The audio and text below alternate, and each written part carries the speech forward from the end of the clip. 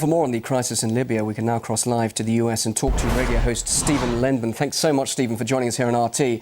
Now, there are conflicting reports on Libya, some suggesting Gadhafi's mounted a serious fight back. Others say the opposition is gaining ground. This is a very confusing situation. How do you see it at the moment? Well, I see it very clearly. Exactly what's going on the ground, I don't know. But what I do know is that the reports, especially by Western media, especially by the U.S. media, have no basis in fact. They have no credibility. It is all propaganda. It is all misinformation. It's all based on unverified, whatever material they're getting. The so-called quote-unquote rebels, quote-unquote opposition forces, I believe these are individuals, groups, whatever, enlisted by America, enlisted by Britain, enlisted maybe by France and other Western nations, primarily the US, secondarily Britain, to oust one despot to put another one in his place. And the Libyan people, I must say, are a lot more savvy than Americans are, because they know what U.S. intervention means. They know what humanitarian means when America says we're coming to do this for you. It has nothing to do with humanitarian aid, nothing to do with democracy, nothing to do with helping the people. It's to colonize them, exploit them, steal their resources, brutalize their people, colonize the country by one means or another, either direct occupation, Iraqis, Afghans know all about that, or set up a puppet government it controls and colonize it that way. But it's to exploit Libya, and whatever people in Libya, whatever Libyans may think about Gadhafi, they will look back fondly on him. So are you saying that the UK and the US are deliberately causing the loss of, well over 1,000 lives now in order to pursue their own gains? I mean, this is a very strong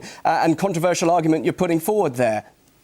Oh, I absolutely believe it. And of course, RT TV reported that Russian military satellite imagery proved that there have been no bombings, there's no destruction on the ground. I quoted you in my last article. And I mean, these reports about one side or against another, there is one side against the other. But I believe the so-called opposition has been recruited by America and Britain primarily, and very important, for weeks, maybe longer, U.S. and British Special Forces troops have been inside Libya on the ground, in Benghazi, in Tobruk, and CIA agents have been in Libya for decades. Well, many. Let me just ask you this. We're actually seeing interestingly designed posters looking quite professional, saying that the Libyans don't want foreign intervention. And yet, if we see this foreign intervention happening on maybe a subtle scale at the moment, as you're suggesting, but if we see intervention whereby we've got the UK and the US forces on standby to do what we could say is an official intervention, wouldn't that actually lead to what some people say all-out civil war? Or would it actually, though, save Libyan lives? And after all, that's surely the main concern here. Oh, it will not save Libyan lives. It will cost more lives. U.S. And the West staying out will save Libyan lives. I truly believe that what Gadhafi is doing, I think Gadhafi is a despot, there's no question about that. But Gadhafi is being attacked. And international law is very clear when a country is attacked. It has the right to self-defense. And I think whatever Gadhafi is doing, he has every right to do legally to defend himself, to defend Libya, to defend the people who support him. And there are many Libyans who support him. Some of those rallies that have taken place in Tripoli are very, very real. These are pro-Gadhafi supporters, and the U.S. tries to put out reports saying this is all fabricated. They're not fabricated. There are other people who may be against him, but I would say there, if not unanimity in Libya, the overwhelming feeling of the Libyan people is that they do not want Western intervention. They are savvy. They know what that means. It definitely will cost more lives. So could Gadhafi survive this then, do you think? No, I don't think he will survive. I think the plan is set. I think intervention is planned. I think a war is coming. I think there will be attacks. I think there will be a no-fly zone. And a no-fly zone is an act of war that virtually always is followed by air attacks, again, claimed to be humanitarian intervention.